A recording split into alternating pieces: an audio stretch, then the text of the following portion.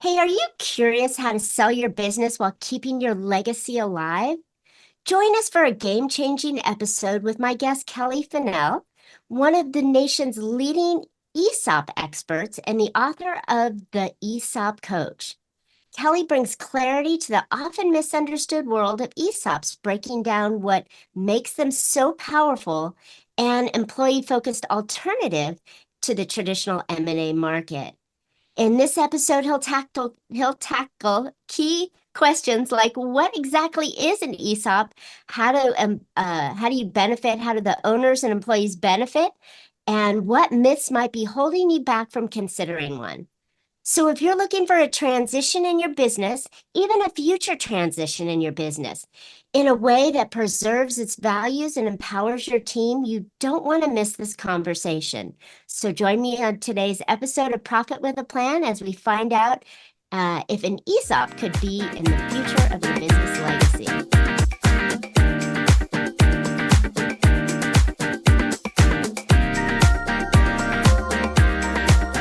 Hey, entrepreneurs, are you ready to boost your profit and grow your business? Welcome to Profit with a Plan, where we share strategies to help you scale your company, increase profitability, and set up for a successful exit. I'm your host, Marcia Riner. I'm a business growth strategist and the profit booster behind Infinite Profit. I've helped countless entrepreneurs to build highly profitable and sale-ready businesses. That's more profits now and a bigger payout later on. By the way, today's episode is sponsored by Infinite Profit, where we don't just talk profit, we deliver it. And if you're ready to take your business to the next level, go visit Infinite Profit Consulting and start boosting your bottom line today. All right, I've got one more thing for you, something special just for you for listening today. And if you ever thought that you wanted to avoid those profit plateaus, operational headaches, and pesky growth roadblocks, go grab my free Profit Booster Playbook at boostingprofit.com, where I share 3 essential strategies to help you elevate your profits quickly. All right, let's jump into today's episode. Our guest today is Kelly Finnell. Kelly is one of the nation's premier ESOP consultants and sought-after speakers on this subject. He has spoken at more than 300 conferences and meetings throughout U.S., London, and Sydney, and has published numerous articles on the use of ESOPs in ownership succession planning. He is the author of the ESOP Coach, Using ESOPs in an Owner Succession Planning. He is a trusted resource on ESOP transactions. Kelly is also the president of the Memphis-based Executive Financial Services, Inc., and has graduated magna cum laude from the University of Memphis and their law school. Kelly, welcome to Profit with a Plan. Hopefully my mouth will continue to not flub as we go through the podcast.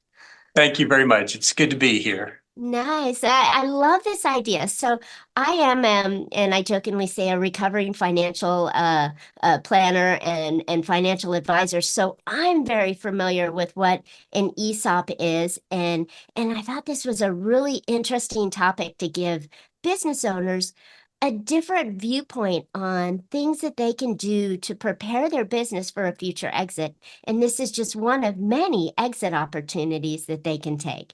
So I'm glad to have you on today. Well, thank you very much. So quick question for you before we get rolling into it. How did you come from, having a financial degree, and it sounds like a law degree, and now you're talking about ESOPs? How did that happen? Totally by accident. Between my first and second year of law school, I worked for a firm in Massachusetts. And so I got out of the heat of Memphis and went to Massachusetts for a summer and worked for a group of pension lawyers. This was 1979. So ERISA, the law that governs retirement plans, was only 5 years old at that point. It's also the law that created ESOPs.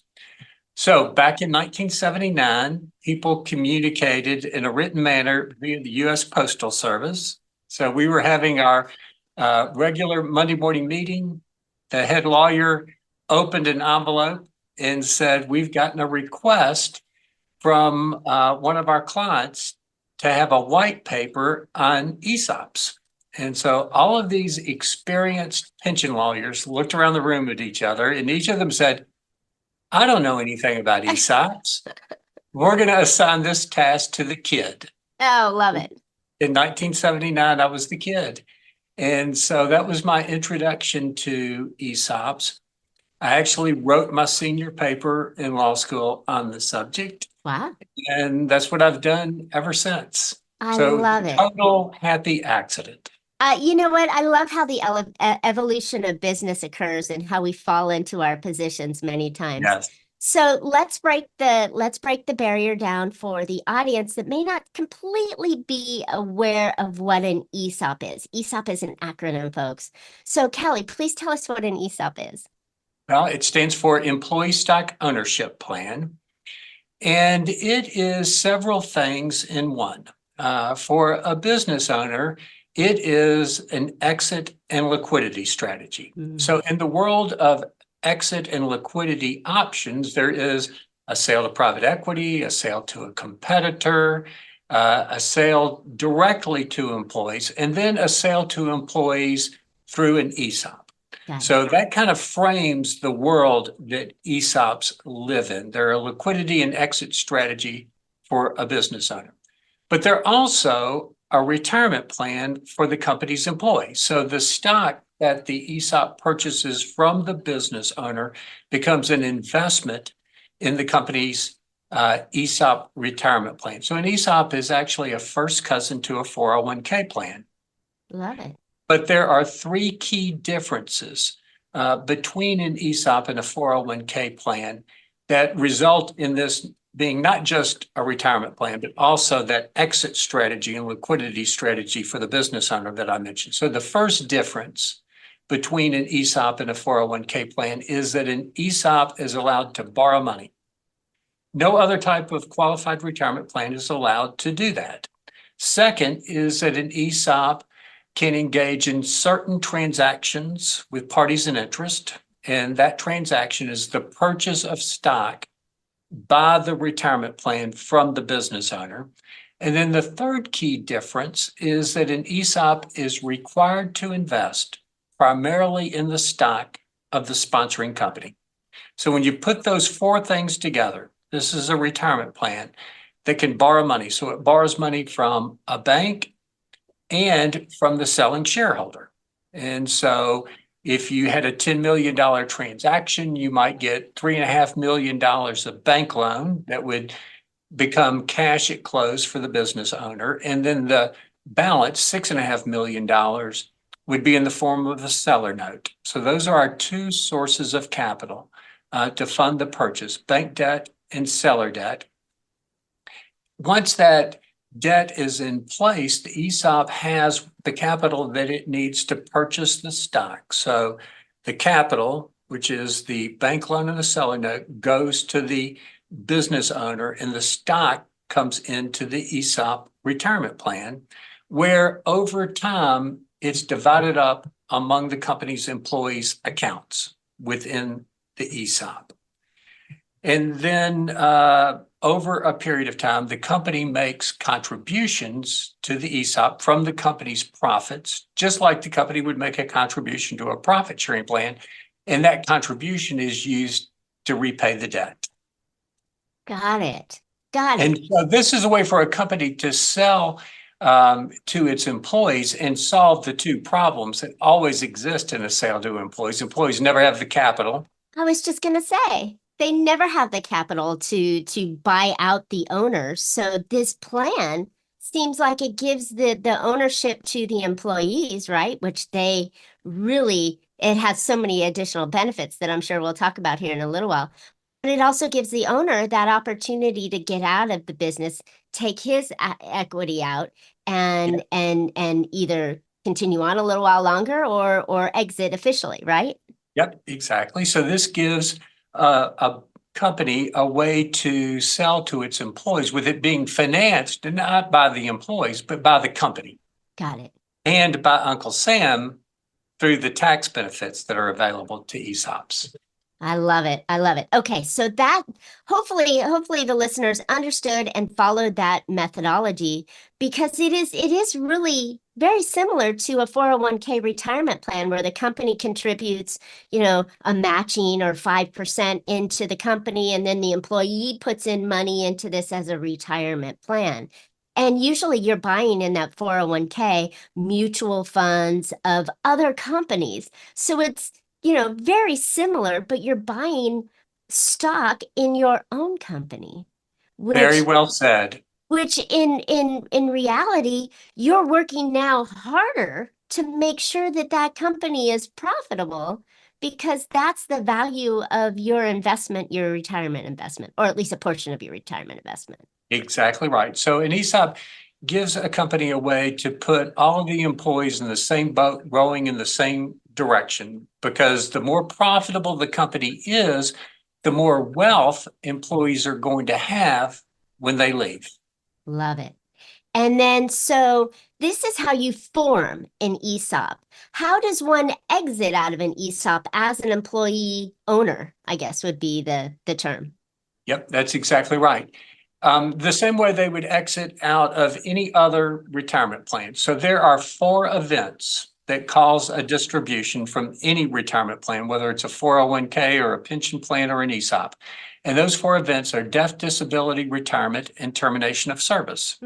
So when an employee has one of those events occur, let's assume the best case scenario, the employee reaches age 65 and they're ready to leave. So the company will convert the stock that's in that employee's account to cash, and that will be done beginning the year after the time the employee leaves, and it will be done at the rate of 20% a year. So the employee is not going to get paid a lump sum like they would with a 401k plan. They're going to get paid out in installments of 20% a year over a 5-year period.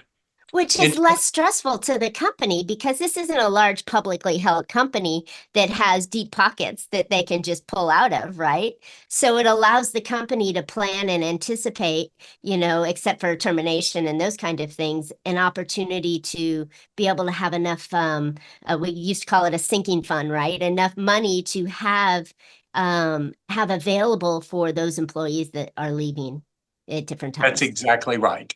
Yes. And so it's important for employees who participate in ESOPs to continue to participate in their 401k plan and save their money in that 401k plan so that they can bridge the gap between the time they leave and the time they start getting paid out under the ESOP. So the two plans work hand in glove. Sounds perfect. And in all reality, nobody ever needs their entire life savings on one day, right? They need to be able to have access to it over time, and having that opportunity is great. So when you're setting up this account, the employees really aren't funding a lot of it. They're funding part of their benefit or profit as they would have as an employee owner.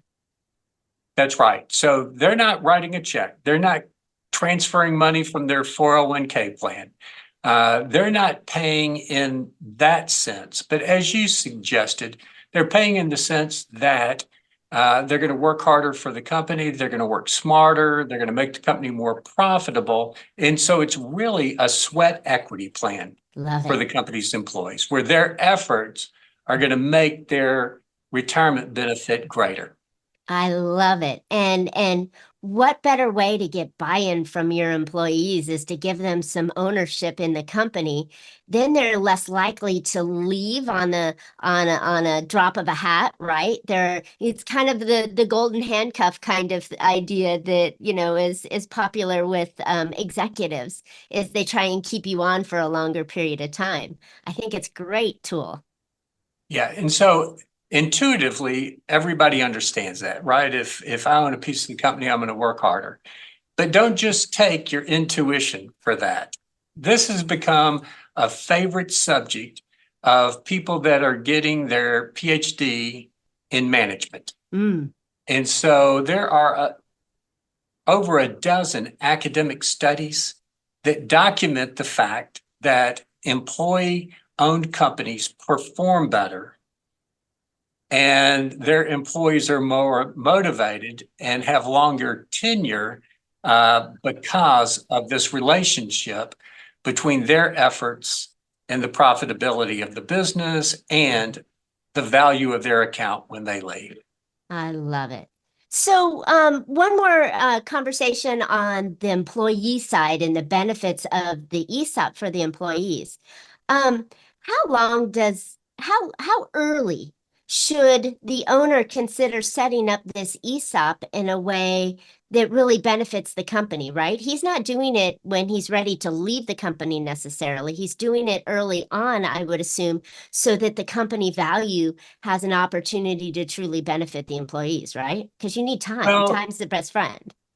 yes, most business owners set up an ESOP toward the time they're ready to leave. But as you suggest, it's usually at least 5 years before their final exit. So oftentimes an ESOP is used as a glide path to an exit for a business owner. So many of our clients are the CEO of the company at the time they do the ESOP. And after the ESOP is done, they start this glide path as they're being paid out on their seller note. And so they might transition from being the CEO to the chairman of the board and mentor that next generation of leaders that's coming along. So an ESOP is a strategy for those business owners whose spouse might say to them, I married you to have dinner, not lunch. I love that. Yes. Well, the funny thing about today's lifespan and economic times for business owners, many of us we're just we don't ever think we're going to retire just because what else are we going to do, right? And our spouse would probably hang us out and throw us out the door because we came home and now are bugging them. Exactly right. I was with a business owner in Dallas yesterday who is 84 years old. He just did the ESOP 3 years ago. And not only has he transitioned now, but the CEO of the company at the time of the transaction has now transitioned. And so this 104-year-old company has now is just beginning the fourth generation of senior leadership. Wow. And those are the kind of companies that are really attracted to ESOPs. He said to me, Dallas, Texas has had a company with my family's name on it for over 100 years. That's and I view this company as my legacy. And I want to make sure that for the next 100 years, there's a company in Dallas with my family's name on it. And I know if I sell to private equity, that's not going to happen. Probably not. It will probably be assimilated into something else or broken apart, which is a common thing in mergers and acquisition kind of territory. But yeah, I love that because it really left something of value. And it's something that can continue, which in my mind, as an exit strategist and business planner, I'm always thinking about this is you created this separate entity. It doesn't die when you die. It can continue on for generations to come, as you mentioned, which is a fantastic legacy. Yep. And your your children and their children and their children can actually have part of it and be part of the company if that's what you write into the plan, and still have your non-birth children, your employees, be part of the company as well. That's exactly right. I think for legacy, it's fantastic. And, when done well, the owner still gets paid out. He still gets paid out. He gets time to form the next group of leaders coming in. And the funny thing that always caught me early on when I learned about ESOPs, I'm like, well, how do you train the employees to run the company? And I'm like, you don't. They're just buying into it, through sweat labor. Like you said, you're actually having a well-trained leadership team running the company, and they could be part of the ESOP as well when they join on. And that's one of the most common misconceptions and things that concern business owners until they really learn about how an ESOP works. They think that after the transaction, their company is going to be run by committee and all of the employees are going to have a voice and a vote in the operation of the company.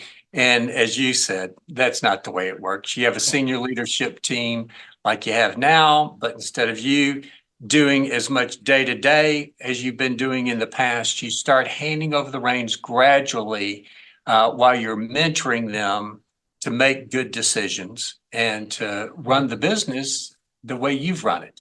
Right.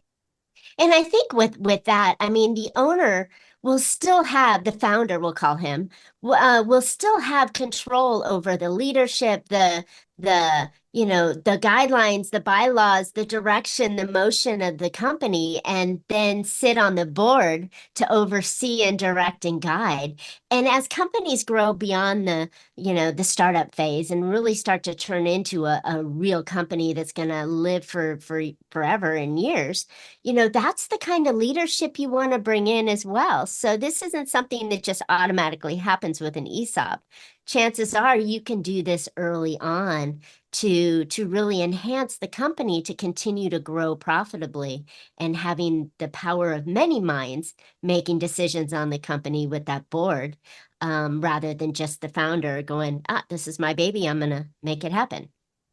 Yeah, you're exactly right.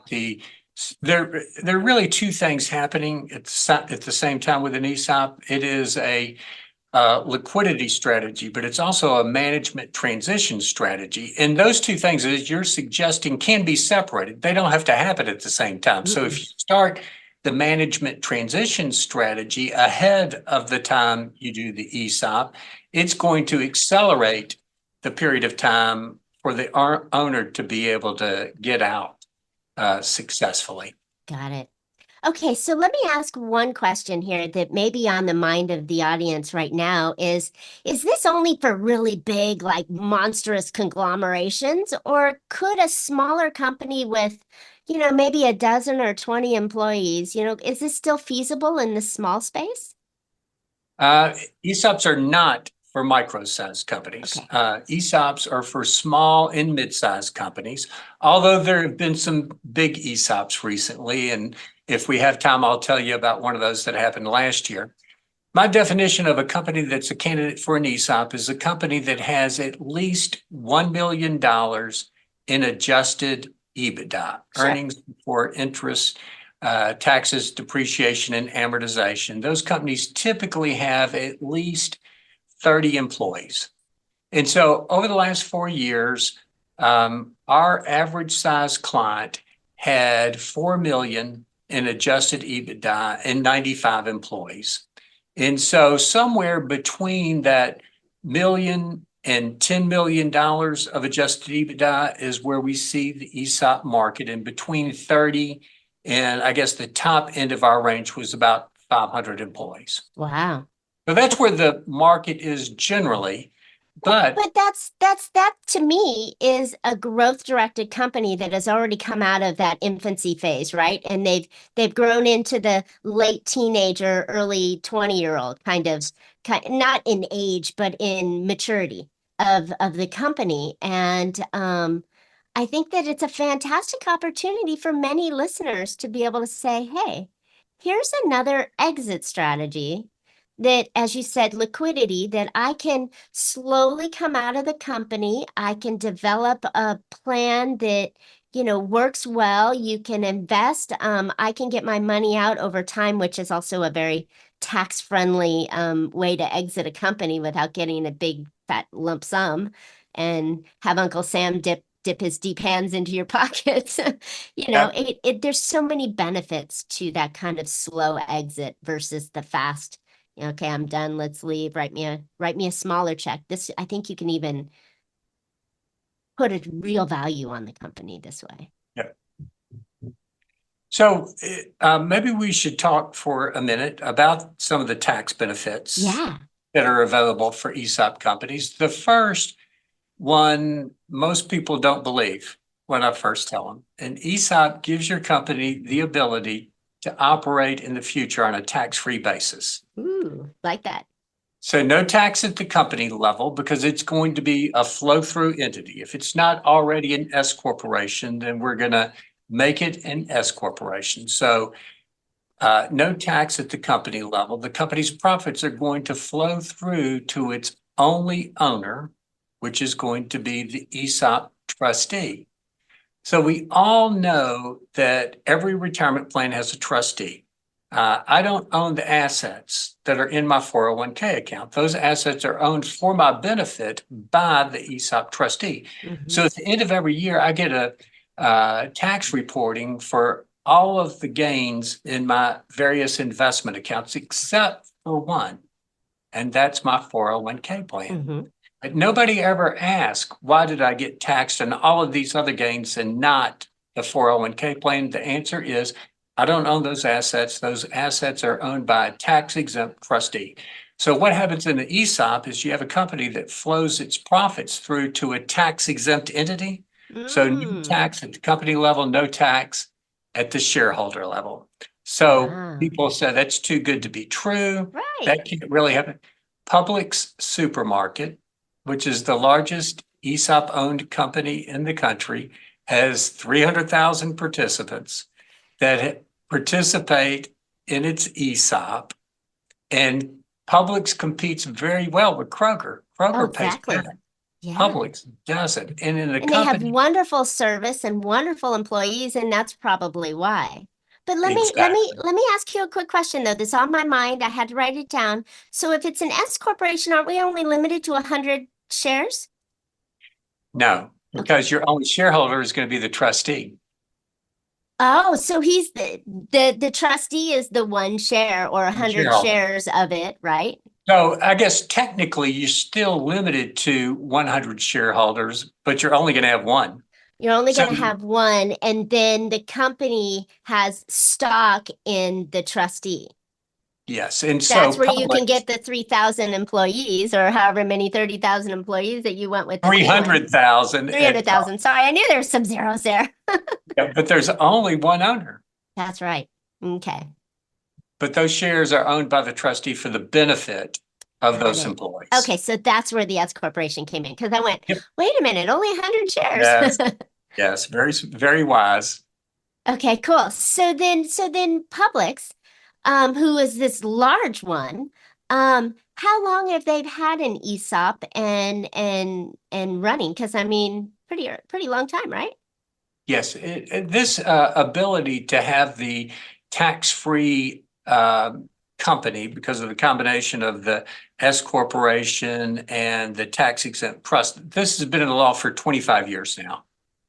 Okay. And so there are companies that have been taking advantage of this for that long. There's another company that everybody knows about that's a huge company, BDO, the large accounting and consulting firm. Yes.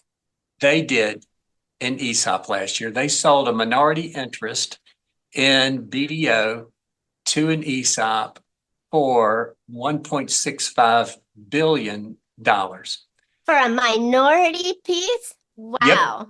So sometimes clients or business owners will say to me, look, ESOPs are not for the financially sophisticated. The real financially sophisticated companies are hiring very expensive investment bankers and doing sales to private equity. I think the people at they're making a huge BDO are pretty financially sophisticated, and they decided that that was the best course for the future of their firm to be employee owned. Wow. Okay, so here's the other question as it relates to taxes, because I know we can go on this conversation for a really long time. I'm sure your presentations are hours sitting there. But if the trustee and the tax and offering the tax shelter and the tax deferral for that, the company still makes profits and still pays taxes to the IRS, right? Nope, no tax for the company. So it gives a business owner a way to have their company operate as if it were a church or a synagogue. Like a nonprofit. Wow. I know Wow. So I what a made, smart move on companies like Publix and BDO that move their company into that sphere. So then now, everybody's making more of their money. and what a smart decision by Congress to allow companies to do this. They are encouraging business owners, providing this incredibly strong incentive to encourage business owners to share the wealth with their employees. And I so love that. people often say, this can't last. This is too good to be true, despite the fact that it's been in the law since 1974. People are still a little cynical.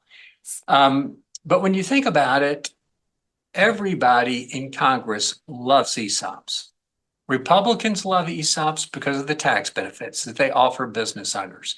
Democrats love ESOPs because this is the ultimate redistribution of wealth strategy. If a business owner sells to private equity, that's a rich person selling to more rich people. Yep. If they sell to an ESOP, it's a rich person selling to their middle class owners. Wow. I love it. This is such a perfect conversation to have in a time of volatility in the political races that we've had and the craziness that's going on, but also to reinvest. When I encourage my business owners that I work with to consider that they're not only providing a for-profit business for their own family, right? But they're providing a business and income structure for their employees and for the community as their customers. And so these three markets, the family, the employees, and the community, all benefit from their company, and therefore they need to have that legacy. And this just really ingrains that feeling and that thought process is that you're giving to your employees, you're keeping the business strong so the community who is filled with your family and employees everybody wins. Absolutely right. Hmm. Such a good idea, Kelly. I'm so glad that those guys back in 79 said, give it to the young kid because it's only been around for 5 years or 4 years. We don't know what we're doing. Give it to the young kid, and he's made something fantastic out of it. Well, thank you. Yeah, this is a super place. So, Kelly, this is, like I said, we can talk on this for days, but where can listeners find out more about an ESOP and whether it would be a right decision for their growing company and to learn more of the ins and outs of it? We've got a very robust website, and so I would encourage people to go there. The website address is execfin, EXECFIN, execfin.com, and they'll find lots of videos, articles. I also would encourage you to go to Amazon, look at my book, The ESOP Coach, that's on Amazon. Do everything that you can to get additional information about what an ESOP is and how it works. And take the time to dispel some of the myths and some of the misunderstandings that people have about ESOPs. This is a great strategy that, as I said, is being utilized by some very financially sophisticated businesses. And with tremendous benefits that go across the board. So that's why I was like, oh, this is such a good conversation to have and let business owners know that your profitability can be created and valued and extended through a legacy and shared with many. So I love this idea. And the owner still walks away with the money that they earned by being the owner and founder of the company. So win, win, win kind of strategy. Every Those are my favorite. everybody wins except Uncle Sam. Well, let's see who wants to battle that one. Yeah. I think it's a great idea. Awesome. All right, listeners, thanks for tuning in today. I hope you picked up some valuable insights and actionable ideas that will make your business become more profitable. And I think having just one more potential exit strategy for your successful business or a desire or goal to drive your business to a certain point where you can take advantage of this and reward everybody around you in a way that like everybody wins. So I think this is a fantastic tool for today's business owners. All right. As I mentioned earlier, if you want to take your business to the next level, make sure you grab my free Profit Booster Playbook at boostingprofit.com, where I break down the steps to drive profit, streamline your operations, and prepare your business for future growth. Don't forget to subscribe. You don't want to miss future shows. And you can always catch Profit with a Plan on your favorite podcast platforms. We're looking forward to more profitable information on next week's show. So until then, make your plans and profit with them. Thank you so much, Kelly. This is fantastic. Thank you very much.